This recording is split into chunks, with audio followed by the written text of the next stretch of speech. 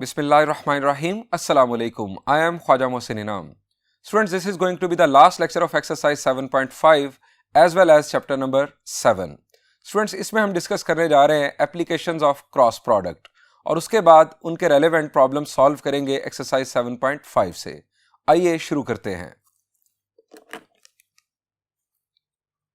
Students, applications of cross product, इस topic की मदद से हम क्रॉस प्रोडक्ट के पिछले पढ़े हुए तमाम कंसेप्ट्स को भी रिवाइज कर लेंगे.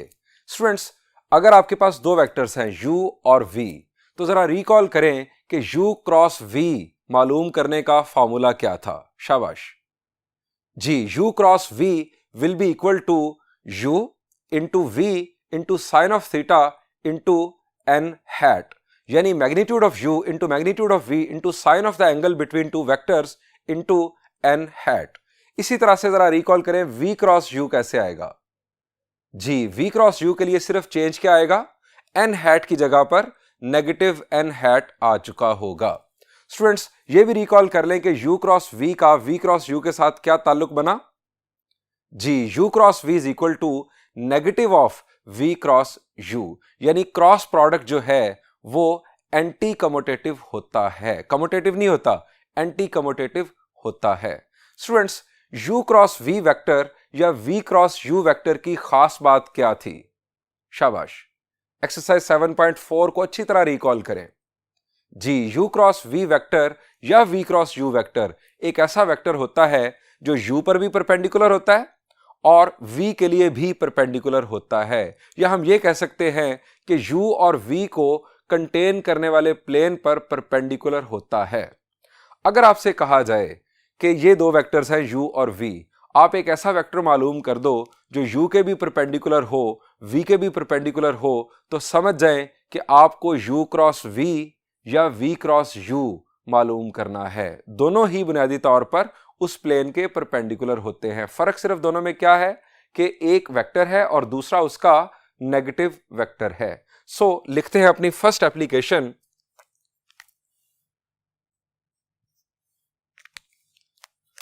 To find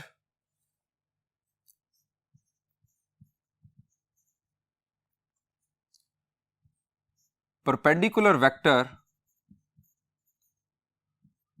to both u and v. अब कैसे हम फाइंड आउट करते हैं. u cross v is equal to u into v into sine of theta. ये जो मैंने सिंपल u और v लिखा, ये वेक्टर u का मैग्नीट्यूड, ये वेक्टर v का magnitude into n hat. u cross v vector u और v दोनों के परपेंडिकुलर होगा और v क्रॉस u ये उसी वेक्टर का नेगेटिव वेक्टर होगा, u into v sine of theta into negative of n hat. Students, दो परपेंडिकुलर वेक्टर्स हम मालूम कर सकते हैं. स्टूडेंट्स, अब मेरा सवाल आपसे यह है, हमने एक्सरसाइज 7.4 के फर्स्ट लेक्चर में डिस्कस किया था कि क्या यही दो परपेंडिकुलर वेक्टर्स हैं जो u और v के लिए होंगे या इनके अलावा और भी परपेंडिकुलर वेक्टर्स अवेलेबल होते हैं. द आंसर इज और भी परपेंडिकुलर वेक्टर्स पॉसिबल हैं. मैं आपको रिकॉल करवाता हूं उसी विजुअल के जरिए जो मैंने आपको उस वक्त दिखाया था. स्टूडेंट्स, u और v दो वेक्टर्स आप देख रहे हैं. स्टूडेंट्स, इन दो वेक्टर्स को कितने प्लेन कंटेन कर सकते हैं. The answer is only one plane. अगर हमारे पास दो डिफरेंट पॉइंट्स हों तो उन दोनों को ज्वाइन करने के लिए सिर्फ और सिर्फ एक ही लाइन ड्रॉ की जा सकती है. और अगर हमारे पास दो नॉन कोलिनियर वेक्टर्स हों या नॉन पैरेलल वेक्टर्स हों तो उनको कंटेन करने के लिए सिर्फ और सिर्फ एक ही प्लेन हो सकता है. स्टूडेंट्स, इस प्लेन के अपर साइड पर कितने परपेंडिकुलर वेक्टर्स पॉसिबल हैं.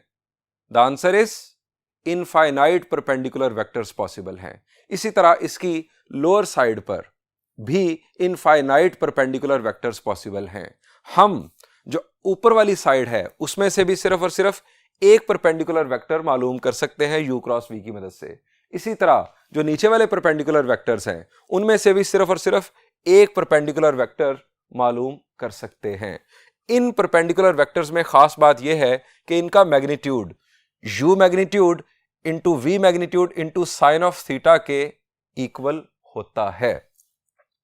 अब स्टूडेंट्स, हम अपनी डिस्कशन को आगे बढ़ाते हैं। हम इसकी दूसरी एप्लीकेशन की तरफ आते हैं। So the application number 2 is to check that vectors are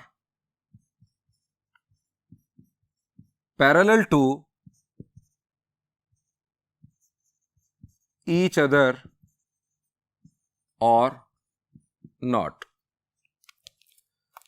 जरा रिकॉल करें कि दो वेक्टर्स का पैरेलल होना हम क्रॉस प्रोडक्ट के जरिए कैसे चेक करते हैं।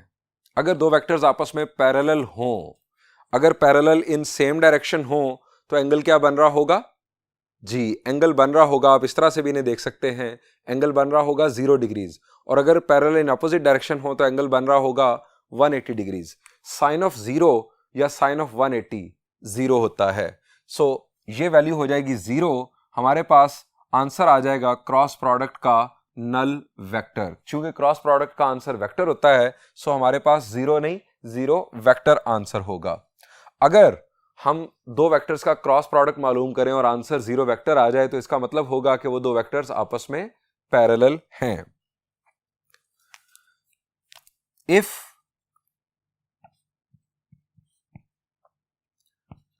u cross v is equal to null vector, then u will be parallel to v, और आप v क्रॉस u भी कह सकते हैं। दोनों के लिए ये then अगर u क्रॉस v या v cross u null vector आ जाए, then u will be parallel to v। Number 3 application.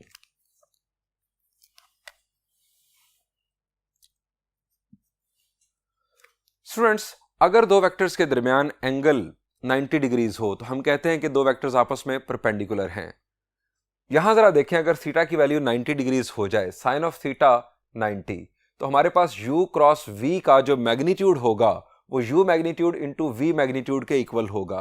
क्योंकि जब हम मैग्नीट्यूड ले लेंगे u क्रॉस v का, तो n हैट चूंकि यूनिट वेक्टर है, इसका मैग्नीट्यूड हो जाएगा 1, ये एलिमिनेट हो जाएगा। यहां पर सिर्फ और सिर्फ रह जाएगा u इंटू v। तो इसका मतलब ये हुआ, अगर u cross v magnitude u magnitude into v magnitude के इक्वल आ जाए, तो इस सूरत में वो दो वेक्टर्स आपस में परपेंडिकुलर होंगे। हम यह लिखेंगे to check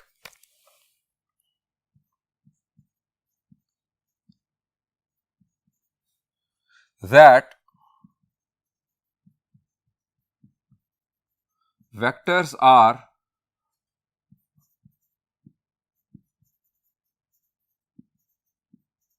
perpendicular to each other or not।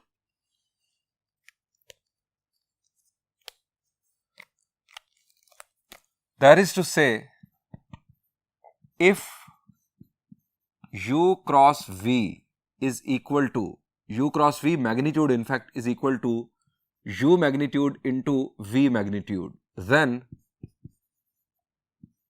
u vector will be perpendicular to vector v। Students, इसके बाद जरा रिकॉल करें, हमने एक्सरसाइज 7.4 में और क्या किया था क्रॉस प्रोडक्ट की मदद से। जी, हमने area of parallelogram find out करना सीखा था, हमने area of triangle find out करना सीखा था। So this is the fourth application of cross product to calculate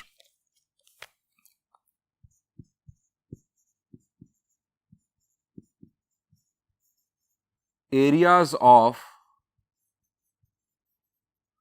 different polygons।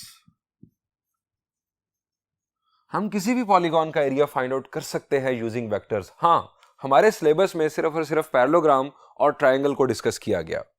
To calculate areas of different polygons, if u and v are two coterminous vectors of a parallelogram or triangle, then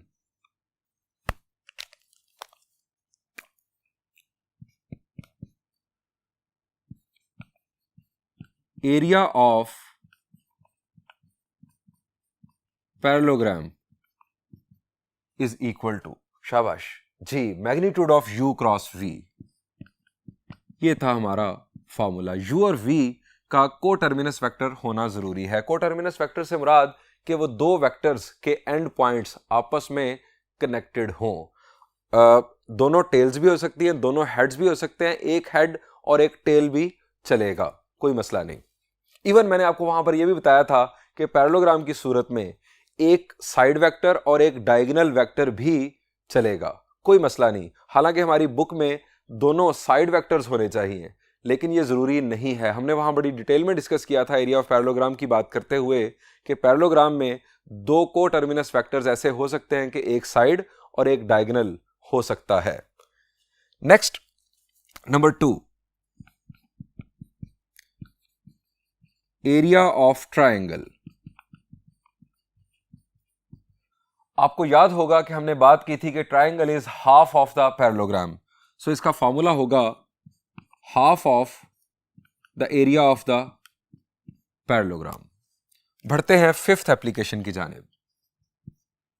students, exercise 7.4 में हमने trigonometry के different formulas और laws भी drive किए थे cross product की मदद से। आपको याद हो हमने लॉज ऑफ साइन ड्राइव किया था। इसके अलावा sine of alpha plus beta वाला फार्मूला या sine of alpha minus beta वाला फार्मूला भी हमने क्रॉस प्रोडक्ट की मदद से ड्राइव किया था। सो फिफ्थ एप्लीकेशन हमारी होगी to prove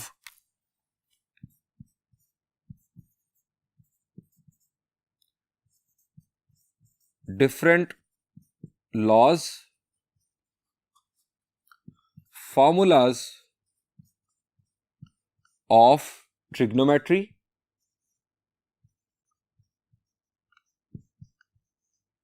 not only trigonometry, physics, mechanics and many other sciences।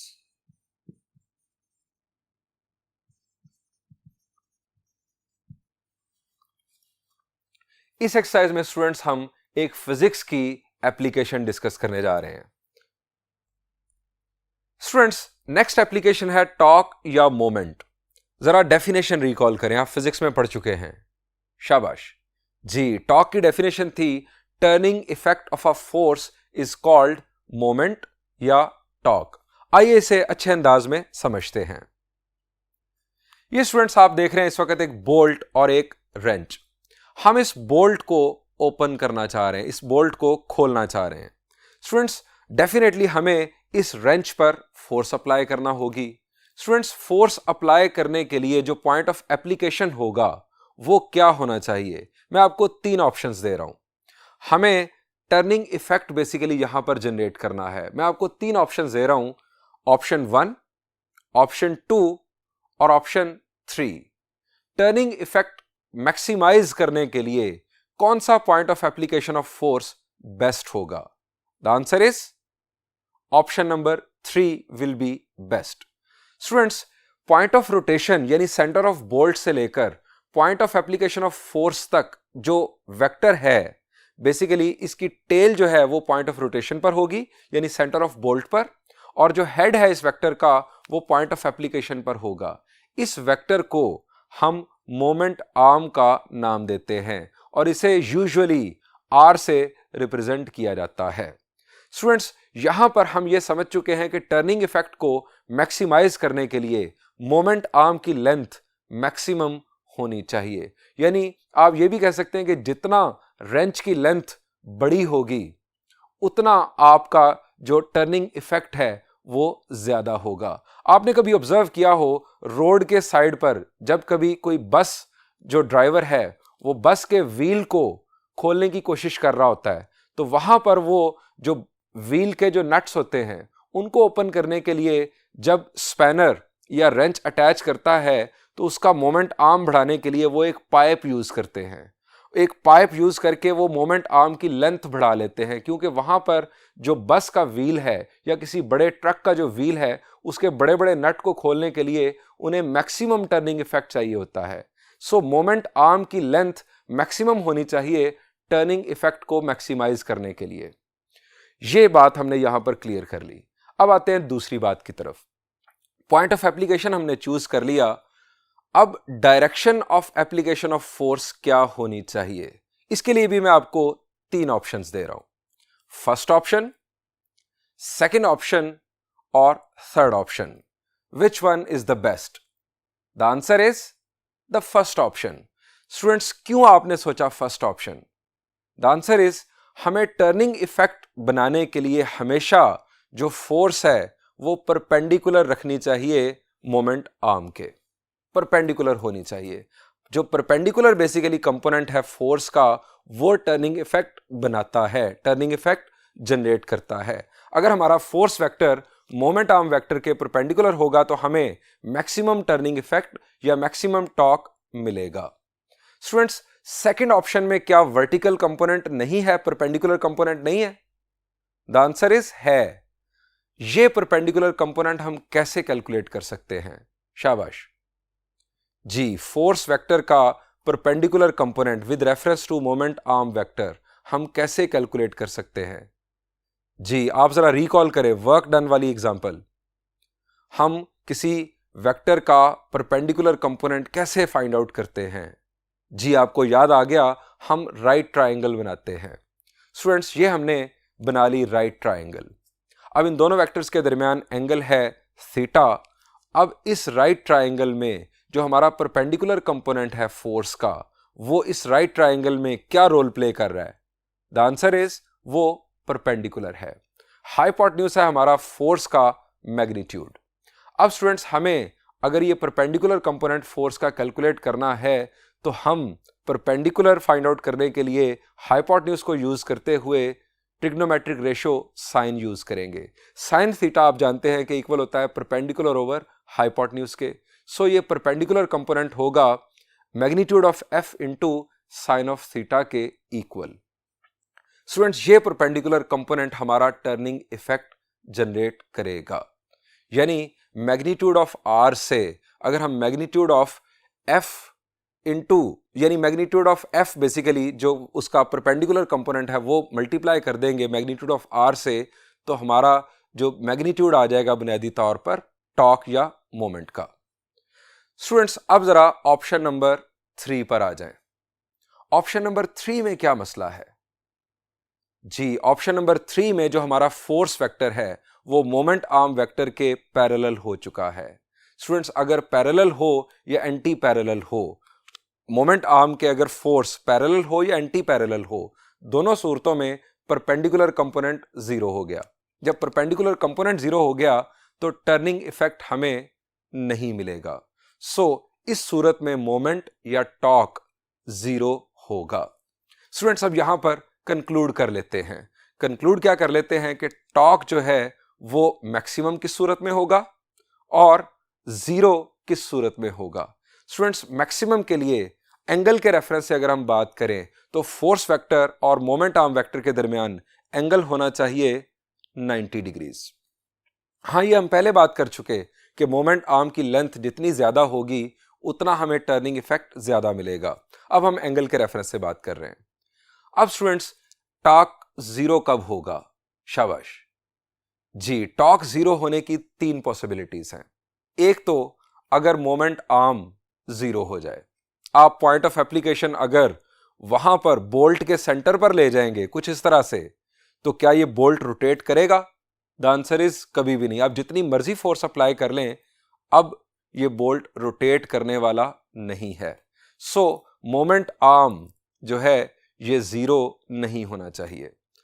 Number 2, अगर आपकी फोर्स 0 हो जाए, फोर्स का मैग्नीट्यूड 0 हो, तो उस सूरत में भी टर्निंग इफेक्ट नहीं मिलेगा। और नंबर 3, अगर फोर्स वेक्टर और मोमेंट आर्म वेक्टर के दरमियान एंगल 0 डिग्रीज या 180 डिग्रीज हो, तो उस सूरत में भी हमें टर्निंग इफेक्ट नहीं मिलेगा। स्टूडेंट्स, ये हमने डिस्कशन कर ली कि जो क्रॉस प्रोडक्ट है वो किस तरह से मोमेंट और टॉर्क को कैलकुलेट करने में हमें हेल्प करती है। This is the formula to calculate torque, R cross F. अब आर क्रॉस एफ में बुनियादी तौर पर क्या होगा, R magnitude into F magnitude into sine of theta n hat.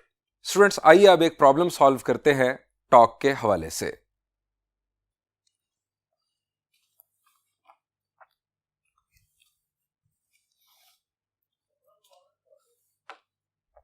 Students, exercise 7.5 में प्रॉब्लम नंबर 11 से लेकर प्रॉब्लम नंबर 15 तक और इसके अलावा एग्जांपल नंबर 8 मोमेंट से रेलेवेंट हैं। मैं आपके लिए सॉल्व करने जा रहा हूं प्रॉब्लम नंबर 14। बिल्कुल सिमिलर प्रॉब्लम्स हैं जो बाकी मैंने आपके सामने तज़किरा किया। स्टूडेंट्स, वो प्रॉब्लम्स आप बासानी खुद सॉल्व कर लेंगे इसका सॉल्यूशन समझने के बाद। इसकी स्टेटमेंट है, find the moment about this point of each of the concurrent forces this and this where P is their point of concurrency। Students, जब भी हमें मोमेंट या टॉर्क कैलकुलेट करने के लिए कहा जाता है, हमें दो पॉइंट्स लाजमी बताए जाते हैं। एक होता है पॉइंट ऑफ रोटेशन, जिसके अबाउट हमें वो मोमेंट कैलकुलेट करना होता है, और दूसरा होता है point of application of the force. मेरा सवाल आपसे ये है कि इस वक्त हमारे पास है दो पॉइंट्स, इनमें से कौन सा point of application of force है? शाबाश, जरा वर्डिंग देखिए। वर्डिंग से आप समझ चुके हैं कि लिखा गया है where P is their point of concurrency. There refer किया जा रहा है फोर्सेस की तरफ, यानी ये है point of application of forces, और ये इसके बारे में वाज़ेह तौर पर कहा गया find the moment about this point. ये इनफैक्ट हमारा पॉइंट ऑफ रोटेशन है। स्टूडेंट्स, जो हमारा मोमेंट आर्म वेक्टर है वो होगा AP वेक्टर। हमेशा जो टेल होगी वो उस पॉइंट पर होगी जिसके अबाउट हमें मोमेंट इवेलुएट करना होगा। स्टूडेंट्स, AP वेक्टर हमारा होगा R वेक्टर, और F वेक्टर, यहां पर चूंकि तीन फोर्सेस हैं तो हम इन तीनों फोर्सेस का सम करेंगे, जो नेट फोर्स होगी वो हमारा होगा फोर्स वेक्टर। सो स्टार्ट करते हैं इसका सॉल्यूशन। सबसे पहले F,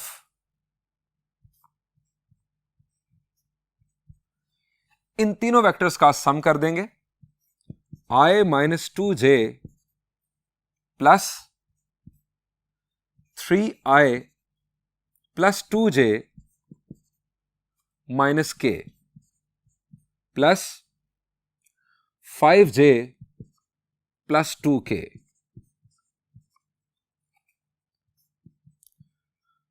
vector F will be, यहां पर I 3I 4I, और नेक्स्ट हमारे पास I कंपोनेंट नहीं है। 3I plus I is 4I, minus 2J plus 2J cancel, 5J जिंदा रहेगा, और नेक्स्ट हमारे पास minus K plus 2K is plus K। ये हमारे पास आ गई नेट फोर्स जो अप्लाई हो रही है। अब हम वेक्टर R मालूम करते हैं।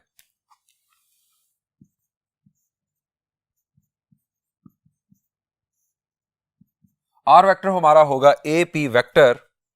अब AP वेक्टर बेसिकली इसका ब्रेकअप क्या होगा जी, OP माइनस OA। अब OP बनना था यहां से, OE बनना था यहां से। हम जुबानी ये काम करेंगे, 2 माइनस 1 इज 1, यानी यहां पर आ जाएगा I। 0 minus 1 is minus 1 minus J, और 1 माइनस 1 विल बी 0, 0 के आप ना भी लिखें तो कोई मसला नहीं।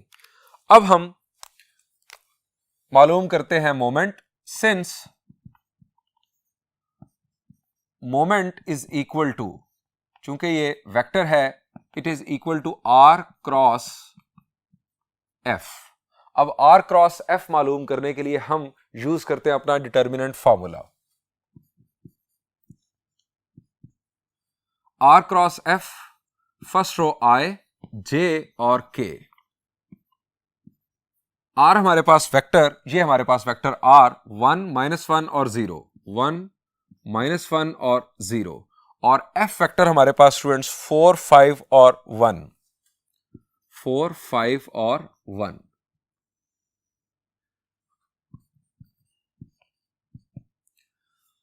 फर्स्ट रो से एक्सपैंड करेंगे तो हमारे पास आए, रो और कॉलम छोड़ा -1 -0 -j, रो और कॉलम छोड़ा 1 -0 +k, रो और कॉलम छोड़ा 5 माइनस माइनस हो जाएगा +4,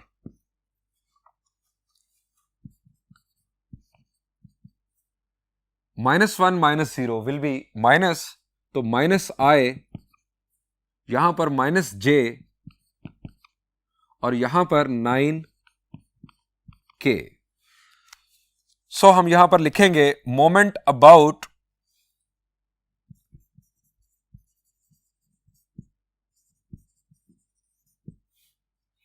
A will be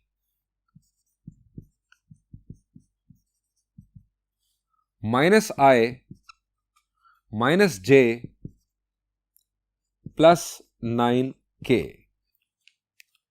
ये स्टूडेंट्स हमने मालूम कर लिया मोमेंट अबाउट ए। अगर आपसे कहा जाए कि इस मोमेंट का मैग्नीट्यूड मालूम करें तो आप क्या करेंगे? जी, हम इस वेक्टर का मैग्नीट्यूड मालूम कर लेंगे, वो होगा इस मोमेंट का मैग्नीट्यूड। स्टूडेंट्स, यहां पर इस एक्सरसाइज और इस चैप्टर को एंड करते हैं। आप अच्छी तरह से इस चैप्टर के कंसेप्ट्स को रिवाइज कीजिएगा। Thank you and Allah Hafiz.